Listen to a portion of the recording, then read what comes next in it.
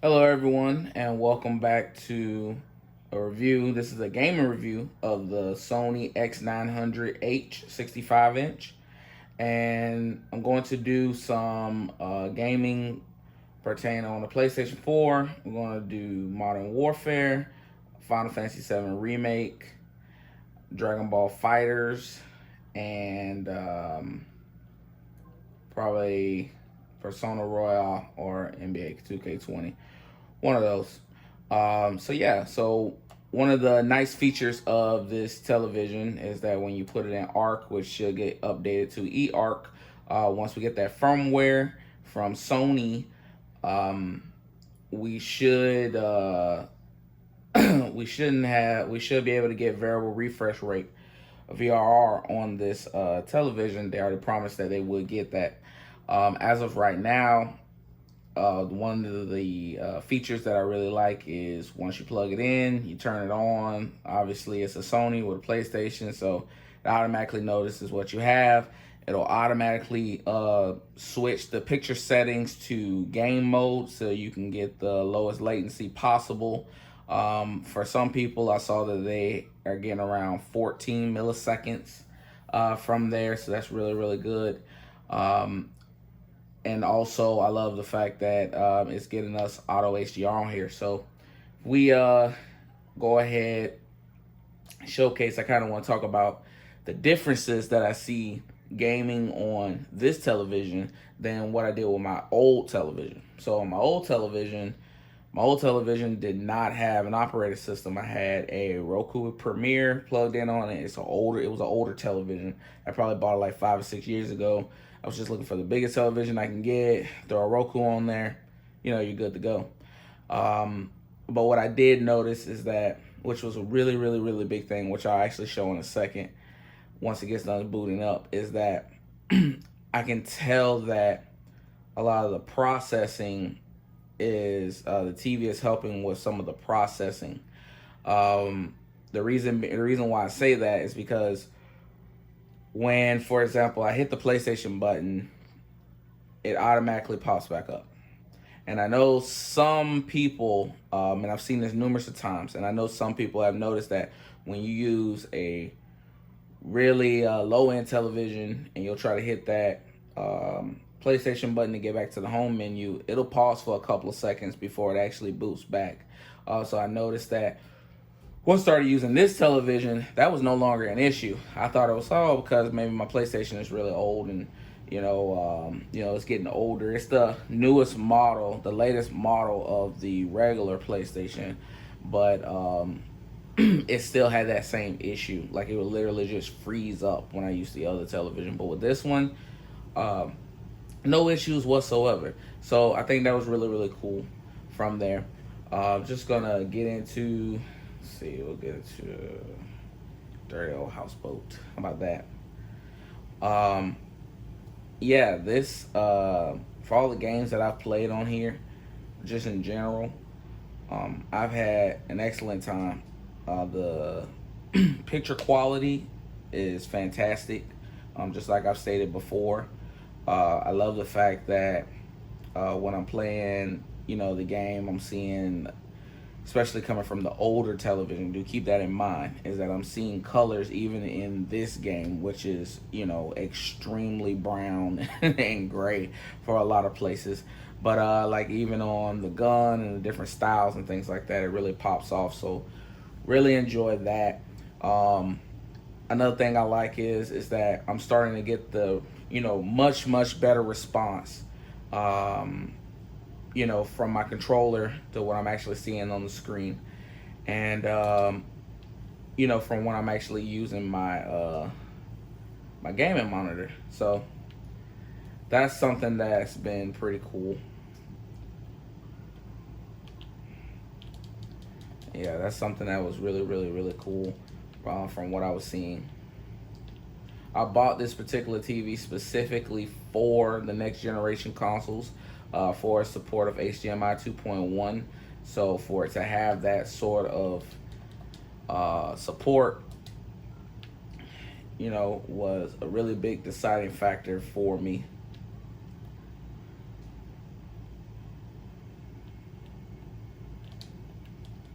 Yeah, I'm getting destroyed.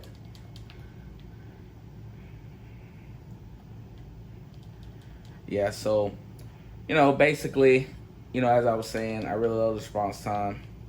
You can actually see, get behind here right quick. You can actually see here,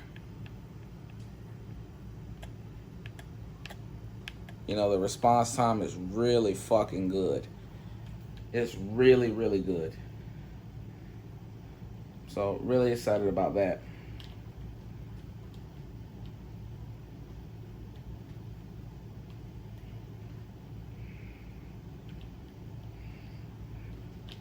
Oh yeah.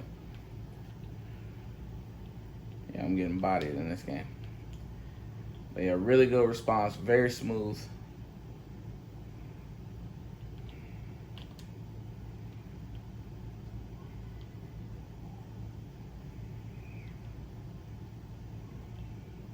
Really enjoying it.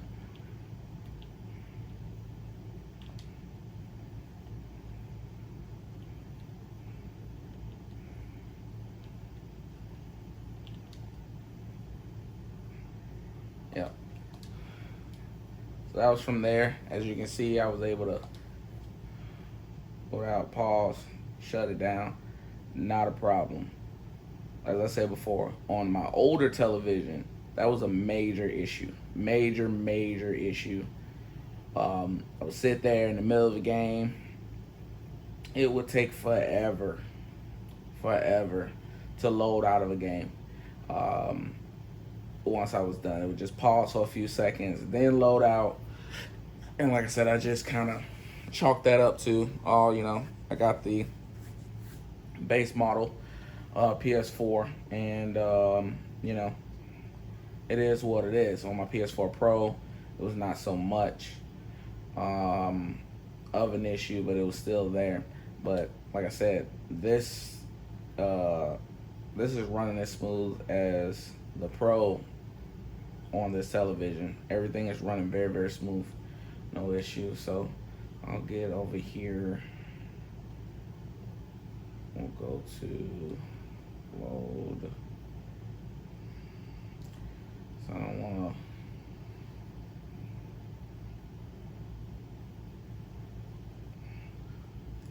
Let's go there.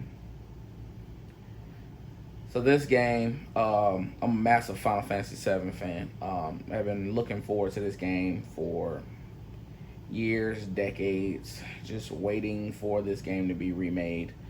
So glad that it finally came out.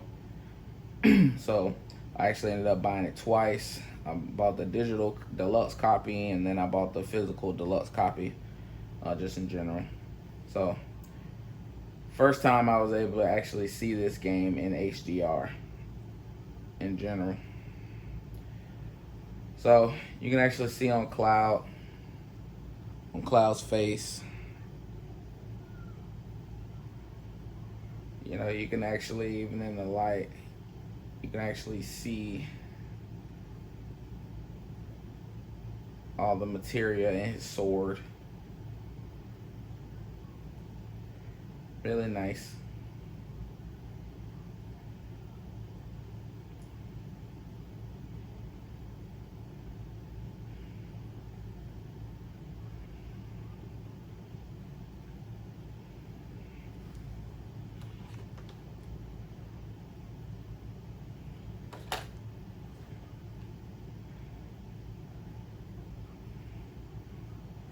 Really good game. If you haven't played this game, I highly recommend it.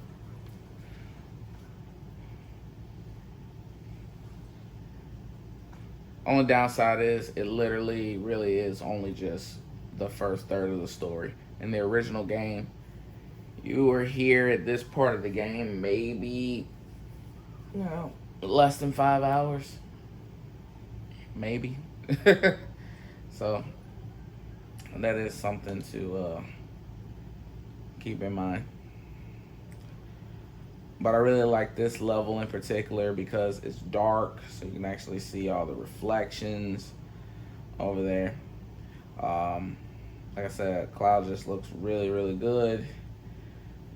You got Wedge over over there. Really well done. Very, very well done. I will say on my older television, I would look at the lights of Shinra headquarters and the lights there in the background. They were dull. They were actually more yellow. But actually on this TV, it's not yellow. It's actually white, which is exactly what it's supposed to be. So, you know, I know that those highlights are very important.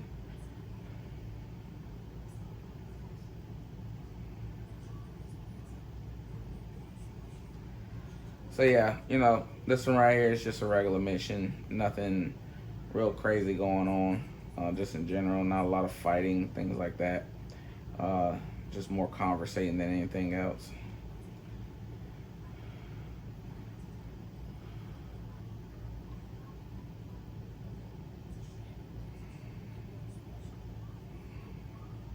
Yeah, they're not letting me in the crib. Gotta go sneak a nation.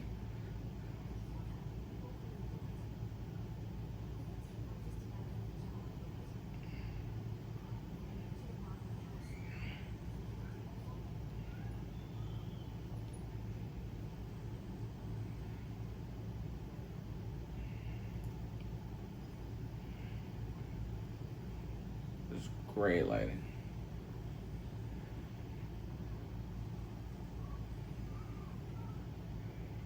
Yeah.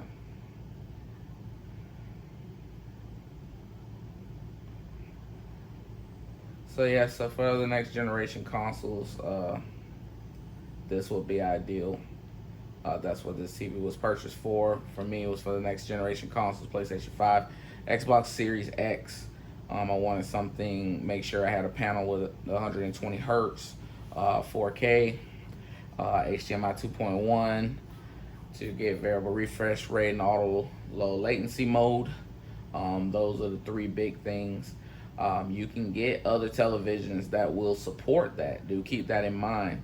There are other models, like for example, you can get the new Vizio M series that comes out this year. Actually, their V series, I believe, has HDMI 2.1. They're doing it across the board, so you'll be able to game on all of those. But for what I was looking for, you definitely had to get the quality of something like a Sony x900h, because I was really big on the colors, really big on the contrast.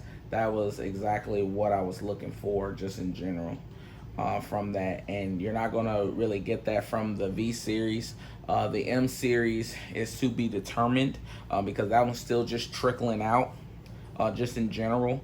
From what the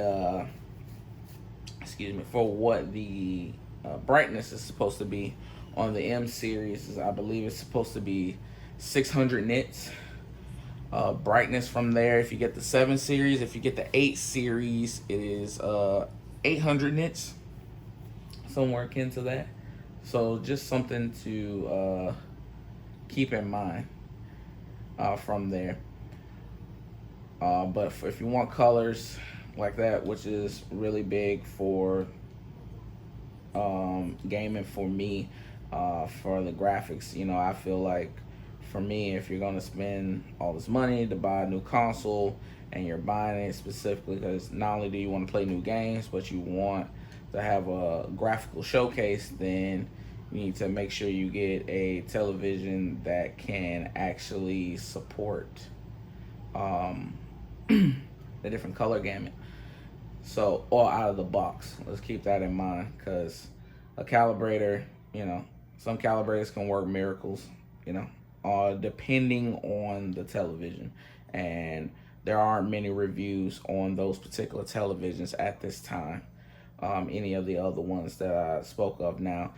There are other options, like for example, if you want to go OLED, by all means, go ahead and get you an LG C9 or LG C10. A lot of people have been real hard on the LG C10 because it only supports 40 gigabits instead of the full 48 gigabits on HDMI 2.1. This particular TV does support the full 48 gigabits on HDMI 2.1, and the older LG C9 OLED supports 48 gigabits, but the LG C10 does not. Now, I'm not one to say whether or not which one's the best and what you still support, because there's actually a couple of features that are on the LG C10 that is not on the C9. But at the exact same time, I think it's just a numbers game, of not a numbers game of why would you give me something on the C9 and then all of a sudden take it away from me when you have the C10? And people are looking at it from a very, very general standpoint, and I do completely understand that. So, just something to keep in mind when you're looking at different televisions for, especially when you're looking for a television to buy for the next generation consoles. So, let me go ahead and shut this one down.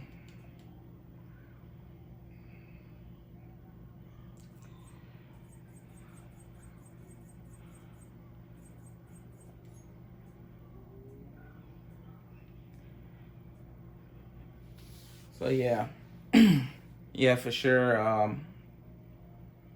That really was the most of it. The most points that I wanted to get over, points I wanted to get across, was this TV was purchased for gaming first, and then it was purchased for movies second. So after looking over everything, understanding what I was looking for and what I needed, this is the TV that I decided to purchase for the purpose of next gen gaming, like that.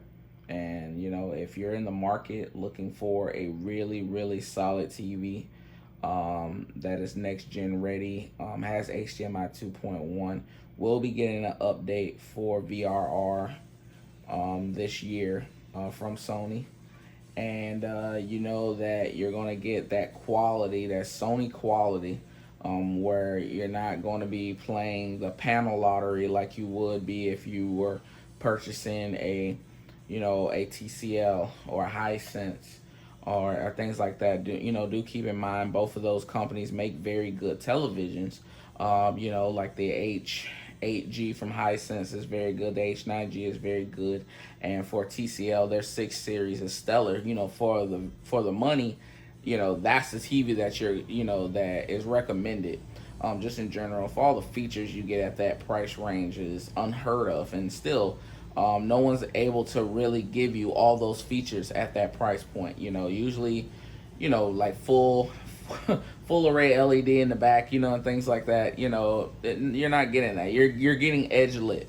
That's what you're getting when you are purchasing a TV in that price range from the other big companies. If you look at the Sony 750H as an example, if you purchase a television in the $600-$700 price range from Sony, you're going to get an edge lit TV. I mean, even if you buy a Sony TV in the $800-$900 range, you're getting the X900H. That's still edge lit from there. So, in order to get a full array LED in the back of the television, you have to go up to the 900. And, obviously, that's the preferred way when you're purchasing a LED television. In my opinion, if you're going to get an LED television, you should only get full array LED. There's really no purpose in getting edge lit, in 2020. That just makes no sense to get an edge lit TV in 2020. Why? Like that. Why would you go out your way to do that? So, yeah, if you're looking for that, this will be the route that I would say go. So, I'll just show a little bit more gameplay from the from this game, Dragon Ball Fighters, and then we'll just go from there.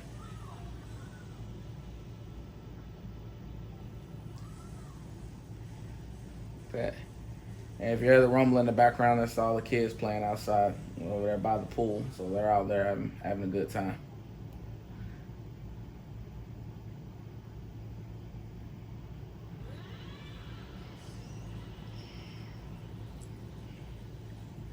Man, that purple just looks insane. The colors are just fantastic.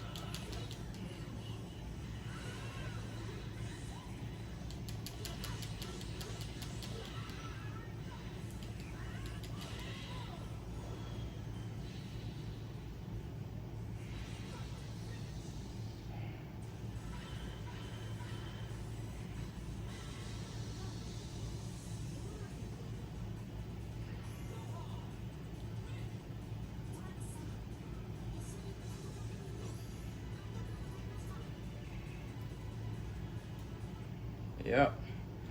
So there it is. That is my overview of gaming on the Sony x900h. If you got any questions, just let me know in the comment section. I'll try to answer it as much as I possibly can. All right, y'all. Peace.